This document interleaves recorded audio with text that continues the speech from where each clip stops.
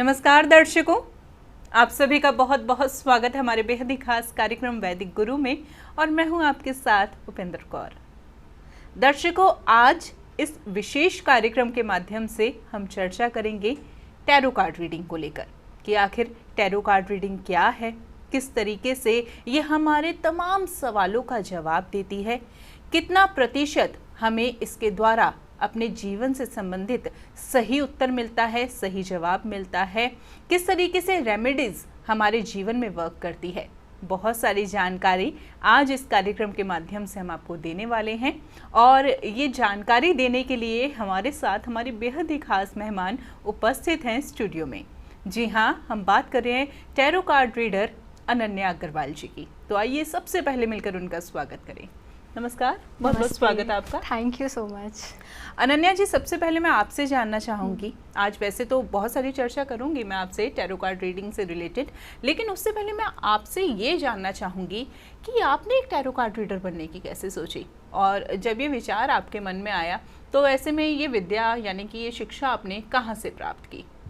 तो 1-2 साल पहले मेरे साथ कुछ ऐसे इंसिडेंट्स हुए थे, पर्सनल एक्सपीरियंसेस हुए थे जिसकी वजह से मुझे ओकल्ट के बारे में पता चला और मुझे इंटरेस्ट आया। तो मैंने नेट पे जब ढूंढा कि ओकल्ट में क्या क्या सब्जेक्ट्स होते हैं तो टैरो कार्ड रीडिंग में सबसे ज़्यादा इंटरेस्ट आया मेरा। और फिर मैंने इंस्टीट्यूट्स के बारे में ढूंढा तो all India institute of occult science सबसे बेस्ट इंस्टीट्यूट है सारी ओकल्ट स्टडीज़ के लिए। चलिए, बहुत ही अच्छा लगा आपसे ये जान के कि किस तरह से आपका इंटरेस्ट बना टैरो कार्ड रीडिंग में। और आजकल हम देख भी रहे हैं टैरो कार्ड रीडिंग का ना प्रचलन बहुत ज़्यादा चल रहा है। सोशल मीडिया पे भी देखें तो लोग काफ़ी इंटरेस्टेड रहते हैं इस रीडिंग के माध्यम से अपने लाइफ के बारे में जानने में, और बहुत सारी, क्योंकि इस विद्या से हम न जाने क्या क्या अपने जीवन के बारे में जान पाते हैं। तो चलिए, सबसे पहले ना यही सवाल करूँगी कि जो लोग अभी तक टैरो कार्ड रीडिंग को नहीं जानते तो ऐसे में उनके लिए आप कैसे समझा सकती है कि टैरो कार्ड रीडिंग क्या है और कैसे वर्क करती है? तो टैरो कार्ड रीडिंग एक डिविनेशन टेक्निक होती है जिससे एक टैरो कार्ड रीडर किसी भी इंसान का भविष्य निकाल सकता है, उनके पास्ट के बारे में जान सकता है या फिर उनके फ्यूचर इवेंट्स के बारे में निकाल सकता है अपने इंसाइट्स, इंट्यूशन और टैरो कार्ड्स के थ्रू। बेसिकली टैरो कार्ड्स का इस्तेमाल हम तब करते हैं जब हम लाइफ में दो चीज़ों के बीच में आके अटक जाते हैं, जब हम कंफ्यूज हो जाते हैं और हमें समझ नहीं आता कि हम किस चॉइस के पास जाएं। तो बिल्कुल, बहुत अच्छे से आपने अभी हमें समझाया, हमारे दर्शकों को समझाया कि टैरो कार्ड रीडिंग क्या है। तो देखिए दर्शकों, आज इस कार्यक्रम के माध्यम से हम आपको बहुत ही विशेष जानकारी प्रदान कर रहे हैं कि आखिर टैरो कार्ड रीडिंग क्या है, कैसे ये हमारी लाइफ में वर्क करती है। और भी बहुत सारी विशेष जानकारी हम आपको इस कार्यक्रम के माध्यम से ज़रूर देंगे, तो कार्यक्रम बहुत ही ध्यानपूर्वक आप ज़रूर देखिएगा। इसी के साथ मैं आपसे कहना चाहूँगी कि यदि आप भी ज्योतिष शास्त्र में रुचि रखते हैं, इंटरेस्टेड हैं, तो ऐसे में आप भी ये विद्या प्राप्त कर सकते हैं। बस आपको करना क्या होगा, all India institute of occult science Delhi से जुड़ना होगा। जुड़ कैसे सकते हैं उसके लिए डिटेल्स लगातार आपकी टीवी स्क्रीन पर दिखाई जा रही है। चलिए, इसी के साथ कार्यक्रम में आगे बढ़ते हैं। ये तो बात रही कि टैरो कार्ड रीडिंग क्या है। अब मैं आपसे जानना चाहूँगी कि कई बार हम ना देखते हैं, जैसे कि आपने भी कुछ कार्ड्स रखे हुए हैं, कुछ टैरो कार्ड रीडर्स अलग कार्ड्स रखते हैं और कई प्रकार के कार्ड्स रखते हैं। तो ऐसे में क्या कुछ प्रकार होते हैं कार्ड्स के, या फिर नॉर्मली मतलब जैसे ड्रेसेस अलग अलग तरीके की होती है वैसे कार्ड्स में भी क्या कहते हैं अलग अलग तरीके के हैं? तो टैरो कार्ड्स के जो डेक्स होते हैं वो बहुत तरीकों के आते हैं। जैसे मेरे पास जो है वो राइडर वेट डेक है एंड ये सबसे ज़्यादा बेसिक और बहुत ज़्यादा इस्तेमाल होने वाला डेक है। इसके अलावा एक महाकाली डेक आता है और भी बहुत सारे डेक्स होते हैं। तो इसलिए जिस टैरो रीडर को जो डेक ज़्यादा सूटेबल लगता है वो यूज़ करता है। अच्छा, देखा जाए तो हम बहुत सारी समस्याओं के बारे में टैरो कार्ड रीडिंग के माध्यम से जानते हैं। तो आपसे मैं जानना चाहूँगी, क्योंकि आप एक टैरो कार्ड रीडर हैं, तो किस किस समस्या के बारे में हम टैरो कार्ड रीडिंग के माध्यम से जान सकते हैं और ये कितने प्रतिशत हमें सटीक उत्तर देता है हमारे सवालों का? तो टैरो कार्ड्स हम किसी भी चीज़ को जानने के लिए यूज़ कर सकते हैं, जैसे अपने करियर के बारे में कि मैं फ्यूचर में क्या करियर चूज़ करना चाहूँ और मेरे लिए कौन सा करियर सबसे बेस्ट रहेगा और मैं उस करियर में कैसा करूँगा, मतलब मेरी ग्रोथ होगी या फिर मेरा डाउनफॉल होगा, तो वो हम टैरो कार्ड्स के थ्रू जानते हैं। और हम शादी के बारे में जान सकते हैं, लव मैरिज होगी या अरेंज्ड मैरिज होगी, या फिर हमारी हेल्थ कैसी रहेगी, घर कब तक बनेगा हमारा। तो हम हर तरह के सवाल यूज़ कर सकते हैं टैरो के थ्रू। और कितने प्रतिशत हमें सही उत्तर मिलता है टैरो कार्ड के वो जरिए? आपके बिलीफ पे डिपेंड करता है। अगर ठीक तो है। आप बिलीव करते हैं कि टैरो कार्ड्स के थ्रू सब सही निकलेगा तो आपके साथ वो ज़रूर सच होता है। कुछ सही। होते हैं जो नॉन बिलीवर्स होते हैं, जो सिर्फ मज़े के लिए अपना टैरो निकलवाते हैं, तो उनके लिए वो चीज़ें सच नहीं हो पाती क्योंकि उनका अंदर से ही बिलीफ नहीं आता। ठीक है, तो यानी कि हमारे बिलीफ के ऊपर ये डिपेंड करता है कि हमें कितना प्रतिशत सही उत्तर मिलेगा। लेकिन एक सवाल ना ये आता है अनन्या जी कि ना ये तो सिर्फ कार्ड्स हैं, ये कैसे हमारी लाइफ को प्रिडिक्ट कर सकते हैं? तो कार्ड्स जो है कैसे हमारी लाइफ के बारे में बताते हैं, यानी कि टैरो कार्ड कैसे वर्क करते हैं, ये जानना चाहूँगी तो मैं। सबसे पहले जो टैरो कार्ड रीडर्स होते हैं वो कार्ड्स को एनर्जाइज करते हैं, अपनी एनर्जी कार्ड्स के अंदर डालते हैं एंड फिर एंजल्स उनको गाइड करती हैं कि उनको कौन सा कार्ड निकालना है। अपनी इंट्यूशन के थ्रू वो निकालते हैं। अब आपसे ये सवाल करना चाहूँगी कि टैरो कार्ड से रिलेटेड कुछ बेसिक चीज़ें जानना चाहूँगी जो अभी तक हमारे दर्शकों को नहीं पता। बेसिक चीज़ों में जैसे मैं राइडर वेट डेक की ही बात करूँगी क्योंकि मैं वो यूज़ करती हूँ। तो इस डेक में 78 कार्ड्स होते हैं, एक मेजर और एक माइनर अरकाना के। और जैसे प्लेइंग कार्ड्स में अलग अलग सूट्स होते हैं, राइट?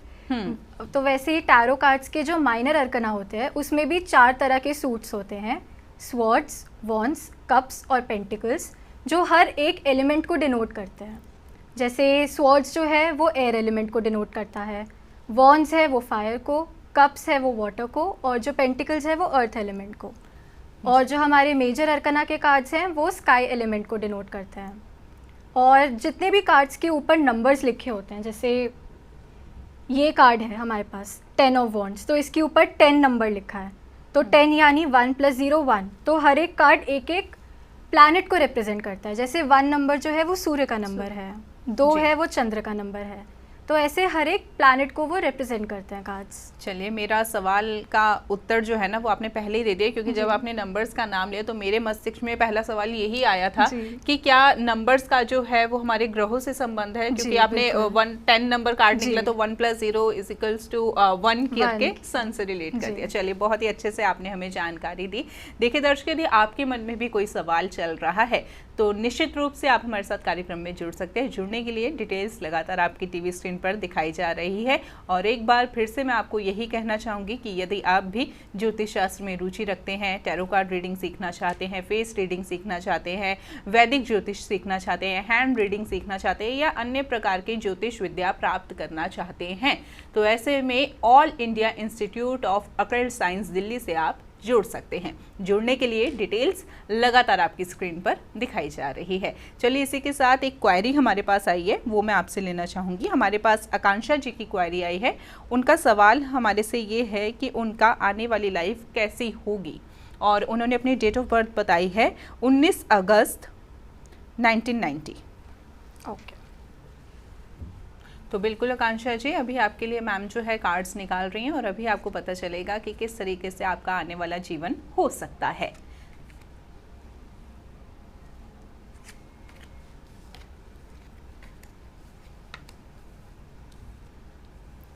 तो आकांक्षा जी, आपके उसमें थोड़ी बहुत प्रॉब्लम्स आ सकती हैं। जैसे आपको हेल्थ इशू में चेस्ट एरिया में थोड़ी इश्यूज आ सकते हैं, और आपको ऐसा लग सकता है कि आपकी लाइफ में सारे डाउनफॉल्स हो रहे हैं और कुछ अच्छा नहीं हो रहा है। बट आपको घबराना नहीं है, और आपको ये नहीं सोचना कि अगर अभी अच्छा नहीं हो रहा तो आगे भी कुछ अच्छा नहीं होगा, क्योंकि आपका किंग ऑफ कप्स आया है। इस कार्ड का मतलब होता है कि आपके आने वाली लाइफ में जितनी भी प्रॉब्लम्स हैं उन सबको आप अच्छे से फेस कर पाएंगे और उनसे स्ट्रांगली बाहर निकलेंगे। चलिए, बिल्कुल आकांक्षा जी, आपने बहुत अच्छे से समझ लिया है कि आपका आने वाला समय कैसा हो सकता है। तो बातों का ध्यान आप अवश्य ही रखिएगा। निराश होने की आपको आवश्यकता नहीं है। कुछ समय के लिए हो सकता है मुसीबतें आएँ, लेकिन आप उससे डरिएगा नहीं, क्योंकि परिस्थितियों में सुधार अवश्य ही आएगा। आपको बस सब्र रखने की आवश्यकता है।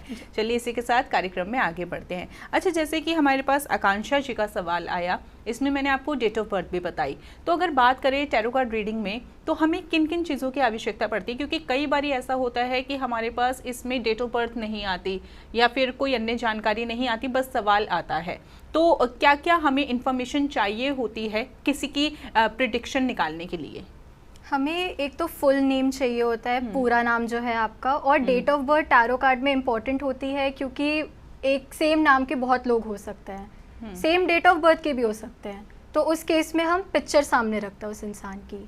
ठीक बट है। मोस्टली जो इम्पोर्टेंट होता है वो पूरा नाम और डेट ऑफ बर्थ होता है। चलिए, बहुत अच्छे से आपने बता दिया कि क्या कुछ हमें इन्फॉर्मेशन चाहिए होती है, एक व्यक्ति की डिटेल्स चाहिए होती है उसके लिए प्रिडिक्शन करने के लिए। अच्छा, एक सवाल मैं आपसे करना चाहूँगी, जैसे कि अभी आपने कुछ कार्ड्स निकाले तो उसमें कुछ पिक्चर्स बनी हुई थी, बड़े कलरफुल कार्ड्स हैं ये, तो क्या इसका भी कुछ मीनिंग है? जी, हर एक कार्ड में हर एक चीज़ का कोई ना कोई मीनिंग होता है। जैसे किंग ऑफ कप्स वाला कार्ड है, तो उसमें नाम का भी मीनिंग होगा और उसमें पिक्चर का भी मीनिंग होगा, और पिक्चर में फोरग्राउंड बैकग्राउंड दोनों ही मैटर करेंगे। जैसे मैं आपको एक कार्ड दिखाती हूँ।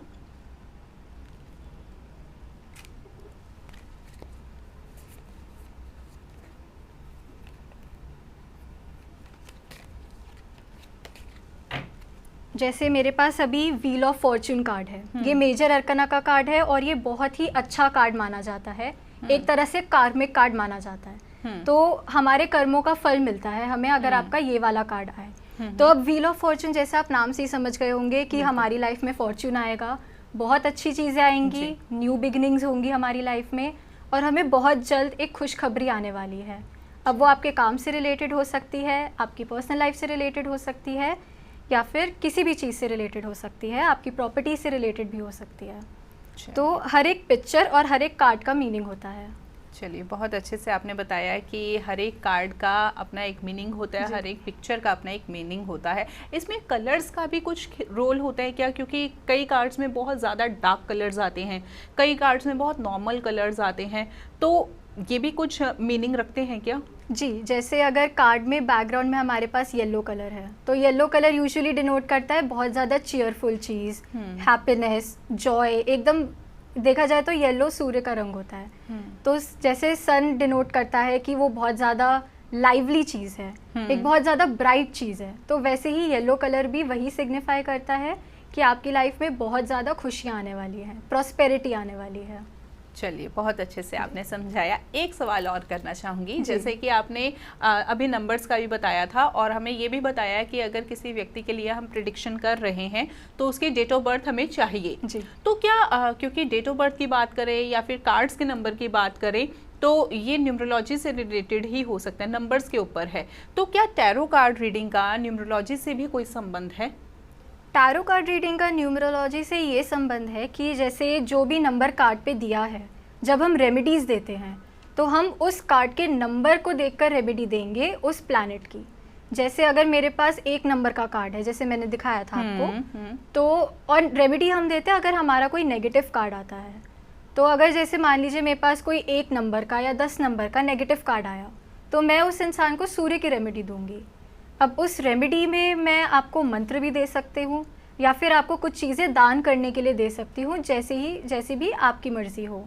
तो आप वो मंत्र बोल सकते हैं या फिर दान दे सकते हैं। तो इस हिसाब से न्यूमरोलॉजी का उसमें संबंध होता है। चलिए, बहुत अच्छे से आपने समझाया और हमारे दर्शकों को भी उम्मीद करते हैं आपके उत्तर से बहुत सारी चीज़ें समझ आ गई है। चलिए, इसी के साथ एक क्वेरी मैं और लेना चाहूँगी। हमारे पास हरमीत जी की क्वेरी आई है। उनकी डेट ऑफ बर्थ है 24 जनवरी 1992 और उनका सवाल ये है कि अभी उन्होंने आइल्स के एग्ज़ाम दिए हैं, तो क्या ये एग्ज़ाम उनके क्लियर हो पाएंगे और क्या वो विदेश में सेटल हो पाएंगे या नहीं? जी, डेट ऑफ बर्थ वापस बताइएगा। 24 जनवरी 1992। तो बिल्कुल हरमीत जी, आपके लिए अभी मैम कार्ड्स निकालने वाली हैं, आपके लिए अभी प्रिडिक्शन की जाएगी और फिर आपको मालूम हो पाएगा कि आइल्स के एग्ज़ाम आपके क्लियर होंगे या नहीं, आप विदेश में सेटल हो पाएंगे या नहीं। कार्यक्रम में बने रहिएगा। आपके बहुत ही पॉजिटिव कार्ड्स आए हैं। आपके पास सन का कार्ड आया है, आपका ज़रूर क्लियर होगा और बहुत अच्छे मार्क्स से क्लियर होगा और आप विदेश में ज़रूर सेटल हो पाएंगी। बस आपको एक चीज़ का ध्यान रखना होगा कि आपको अपनी पर्सनल लाइफ और प्रोफेशनल लाइफ में एक बैलेंस बनाकर चलना होगा।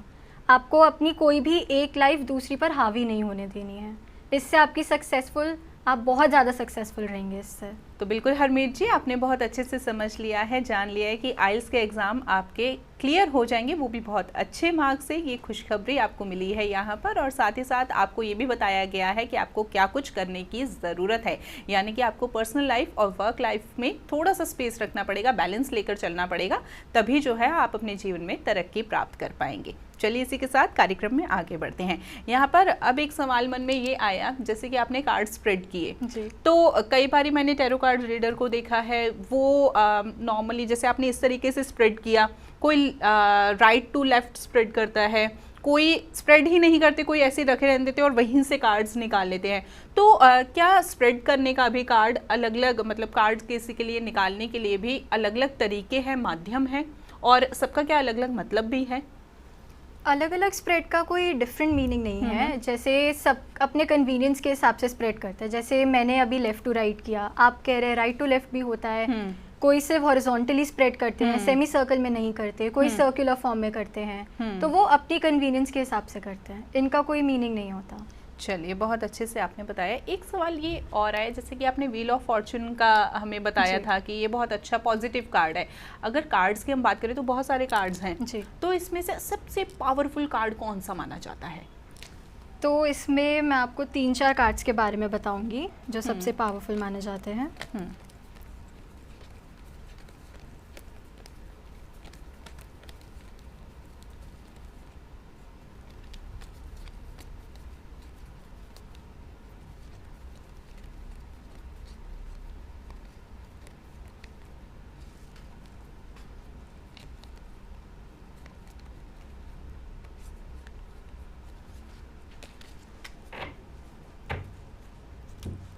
सबसे पहला कार्ड जो होता है वो है द फूल का कार्ड। अब जैसे इसमें आप देख सकते हैं कि यहाँ पे एक आदमी ये क्लिफ के पास खड़ा है, एकदम एंड पे खड़ा है।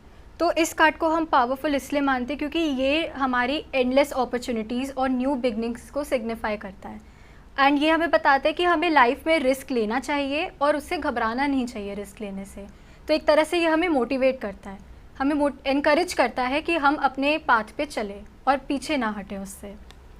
ऐसी एक और कार्ड होता है द मैजिशियन का कार्ड। अब इसमें जैसे आप देखेंगे तो इसमें एक पेंटिकल्स का एलिमेंट है, एक कप्स का एलिमेंट है, स्वॉर्ड का है और वॉन्ड का है। तो इस कार्ड में, और ये खुद मेजर अरकना का है यानी स्काई एलिमेंट का, तो इसमें 5 एलिमेंट्स हैं। इस कार्ड से हमें ये पता चलता है कि हमारे पास हमारी लाइफ को चेंज करने की और उसको मॉडिफाई करने की पावर होती है, और वो पावर हमें किसी और को नहीं देनी चाहिए और खुद ही अपनी लाइफ को हमें अच्छे से बिताना चाहिए, दूसरों के ऊपर डिपेंडेंट नहीं रहना चाहिए। एक कार्ड होता है द टावर का कार्ड। अब जैसे ये देखने से आप लोगों को लग रहा होगा कि ये बहुत नेगेटिव कार्ड है, क्योंकि इसमें टावर के ऊपर लाइटनिंग गिर रही है और उस वजह से कुछ लोग भी नीचे गिर रहे हैं।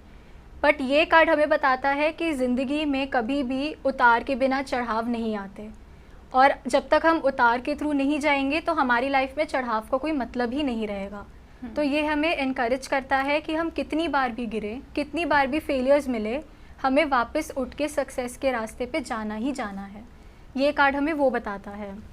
और जो मेरा पर्सनल फेवरेट कार्ड है वो डेथ का कार्ड है।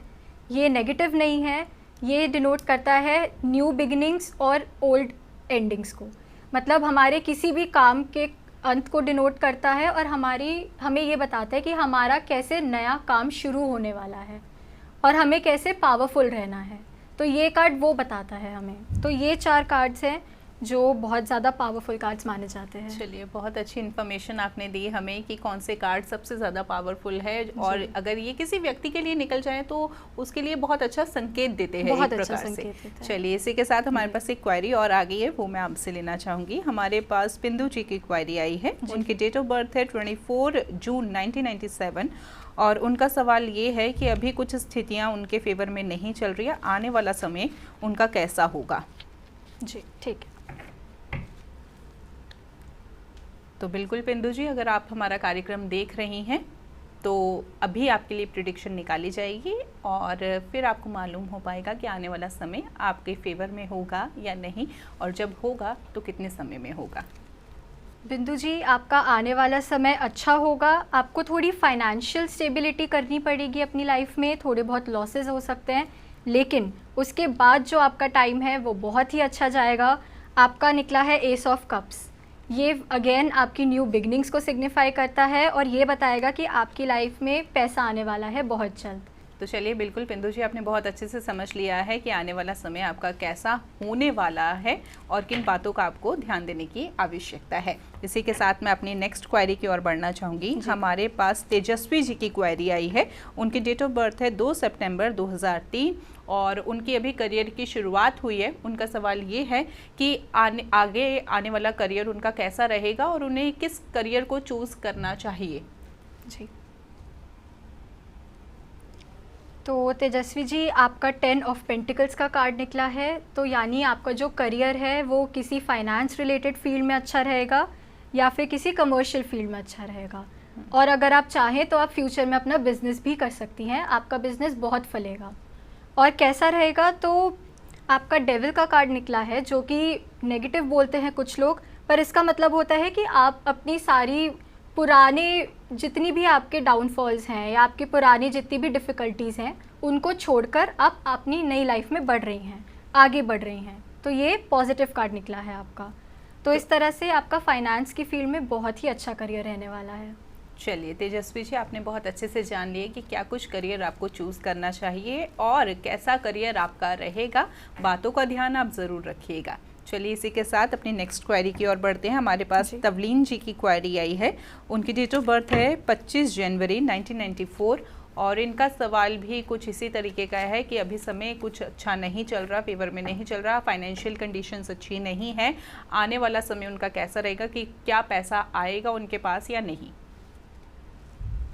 आपका द एम्प्रेस का कार्ड निकला है तवलीन जी, जो कि बहुत ही पावरफुल कार्ड माना जाता है, स्पेशली फीमेल्स की केस में।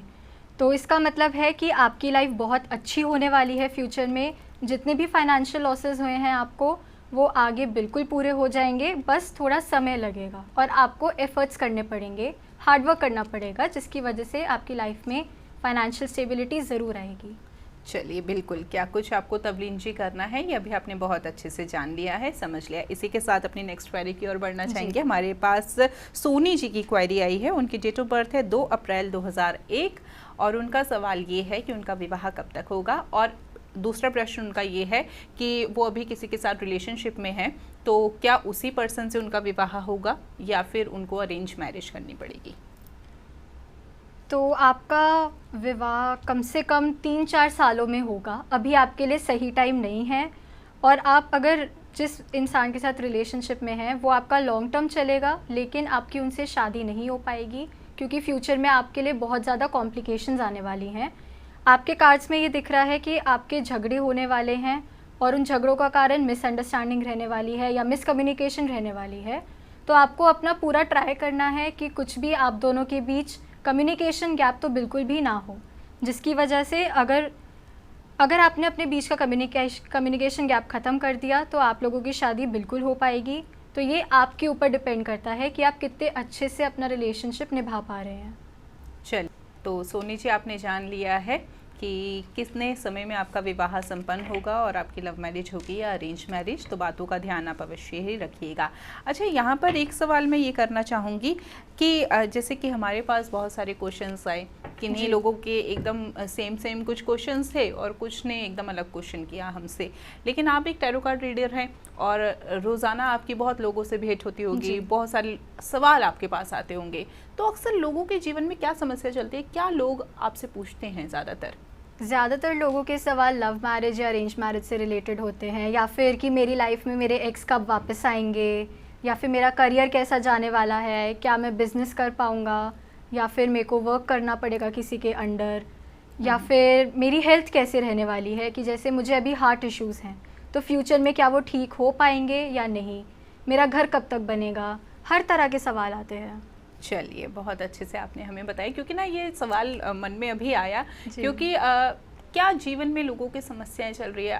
अक्सर हमें ऐसा लगता है कि हमारे साथ ही ये समस्या चल रही है, पर देखा जाए तो कोई ना कोई, हर कोई परेशान है किसी ना किसी बात से। तो इसलिए मैंने आपसे प्रश्न किया कि ज़्यादातर लोगों के जीवन में क्या समस्या चल रही है और वो आपसे किस चीज़ का समाधान पूछते हैं।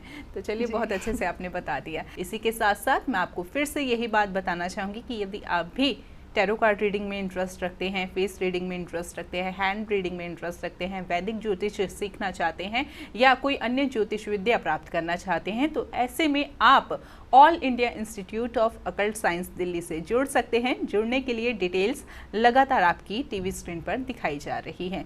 अच्छा, जैसे कि आपने शुरुआत में हमें बोला था कि हमारी जितनी अच्छी हमारी मतलब इसमें वो होगा मतलब विश्वास होगा टैरो में, उतना हमें अच्छा आंसर टैरो देंगे जी। तो सवाल मेरा ये है कि टैरो क्या एनर्जी से ही वर्क करते हैं, मतलब कि मेरी एनर्जीज कैसी है उसी तरीके से टैरो जो है वर्क करते हैं, मतलब एनर्जी के बेस पर क्या वर्क करते हैं टैरो? बिल्कुल, टैरो कार्ड्स जो होते हैं वो एनर्जी के ऊपर ही वर्क करते हैं। अगर कोई क्लाइंट आते हैं हमारे पास तो वो मोस्टली नेगेटिव माइंड से आते हैं कि उनकी लाइफ में ये दिक्कतें चल रही हैं, तो वो कैसे सॉल्व होंगी, उस माध्यम से आते हैं। तो क्लाइंट्स की एनर्जी थोड़ी लो होती है, नेगेटिव वे में होती है, तो वो डिपेंड करते हैं कि आपके टैरो रीडर की एनर्जी कैसी है। कुछ टैरो रीडर्स भी होते हैं जो थोड़े लो एनर्जी वाले होते हैं, तो वो ढंग से क्लाइंट्स की हेल्प नहीं कर पाते। तो टैरो रीडर्स को बस इतना ध्यान रखना होता है कि आप अपनी एनर्जी फुल रखें और जितने ज़्यादा लोगों की हेल्प कर पाए उतना आपके लिए भी बेहतर होगा। अच्छा, ये एक सवाल निश्चित रूप से शायद हमारे दर्शकों के मन में भी आया, मेरे मन में तो ज़रूर आया है। जैसे आपने एनर्जीज की बात की और आपने ये बोला कि टैरो कार्ड रीडर्स अपनी एनर्जी फुल रखें। अब ये एनर्जी फुल कैसे रखी जाए? वो आपको मेडिटेशन से मिलेगी। आप डेली मेडिटेशन करिए। रेकी हीलिंग होती है कि आप पहले खुद को हील करेंगे तभी आप दूसरों को हील कर पाएंगे, तो उसके लिए आपकी सेल्फ हीलिंग बहुत इंपॉर्टेंट होती है। और उसके लिए मेडिटेशन करिए, भगवान का ध्यान कीजिए, नाम लीजिए उनका, और आप देखिएगा कि आपकी एनर्जी एकदम फुल रहेगी। चलिए, बहुत अच्छे से आपने हमें समझा दिया कि किस तरीके से अपनी एनर्जी को फुल कर सकते हैं। वैसे ये ज़रूरी नहीं कि टैरो कार्ड रीडर ही अपनी एनर्जी को फुल करने के लिए ये रास्ता अपना सकते हैं, नॉर्मल लोग भी ये कर सकते हैं। ऐसे उनमें भी एनर्जी उनकी इस तरीके से आपने एक टिप दे दिया है हमारे दर्शकों जी, मेडिटेशन से तो किसी की भी एनर्जी हाई हो सकती है। बिल्कुल, चलिए बहुत अच्छे से आपने बताया। अच्छा, एक सवाल मैं आपसे करना चाहूँगी कि टैरो कार्ड रीडिंग में भी हम देखते हैं जब किसी के जीवन में समस्या चल रही होती है तो हम उन्हें रेमेडीज भी प्रदान करते हैं। तो रेमेडीज कैसे वर्क करती है और क्या एक्चुअल में वर्क करती है? रेमेडीज़ बिल्कुल वर्क करती हैं एक्चुअल में। जैसे मैंने आपको बताया कि अगर 1 नंबर के कार्ड को हम देखें तो उसकी रेमेडी हम सूर्य की रेमेडी देंगे। तो अब उसमें हम मंत्र बोलते हैं। जैसे सूर्य का मंत्र होता है ओम ह्राम ह्रीम ह्रोम सह सूर्याय नमः। तो अगर आप उस मंत्र का जाप संडे को करेंगे तो आपकी लाइफ में जितनी भी प्रॉब्लम्स हैं वो बिल्कुल ख़त्म होंगी। बस समय लगेगा, एक बार करके आपको नहीं छोड़ना है कि आपने एक बार कर दिया और सब ठीक हो जाएगा। आपको बार बार उसको करना पड़ेगा। हर संडे आप जाप कीजिए उस मंत्र का। या फिर जैसे सूर्य के लिए हम बोलते हैं कि आप जल चढ़ाइए ओम सूर्याय नमः बोलते हुए।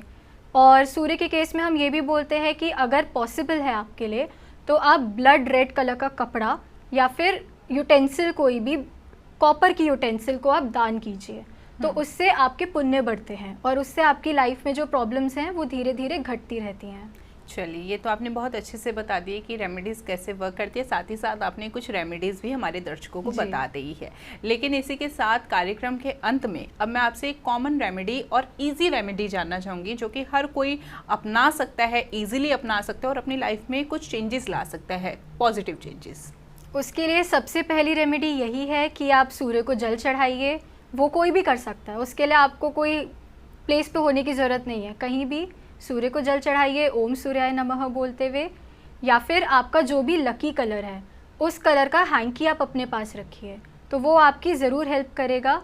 और एक चीज़ ये है कि आप जितना मंदिर जा सकते हैं उतना बेटर रहेगा। सैटरडेज़ को तो आप मंदिर जाइए, या फिर किसी भी मंत्र का जो आपको अच्छे से आता है, जैसे गायत्री मंत्र हो गया या महामृत्युंजय मंत्र हो गया, उसका आप दिन में जितनी बार कर सकते हैं उतनी बार जाप कीजिए, तो वो आपकी एनर्जी को बढ़ाता है। चलिए, बहुत अच्छे से आपने एक कॉमन रेमेडी भी हमारे दर्शकों को दे दिया। देखिए दर्शकों, इस रेमेडी को आप ज़रूर अपना के देखिएगा, आपको हो सकता है जीवन में पॉजिटिव लाभ देखने को मिले।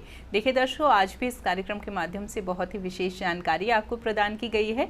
तो जो भी बातें आज इस कार्यक्रम में आपको बताई गई है, बातों का ध्यान आप ज़रूर रखिएगा। इसी के साथ अब घड़ी की सुइयाँ हमें इशारा कर रही हैं कार्यक्रम को यहीं पर विराम देने का। मैम, आप हमारे साथ जुड़ी, इतनी कीमती जानकारी दी उसके लिए बहुत बहुत धन्यवाद। बहुत बहुत धन्यवाद, आपने बुलाया हमें यहाँ पे। जी, ये हमारा सौभाग्य है। नमस्कार दर्शकों। नमस्ते।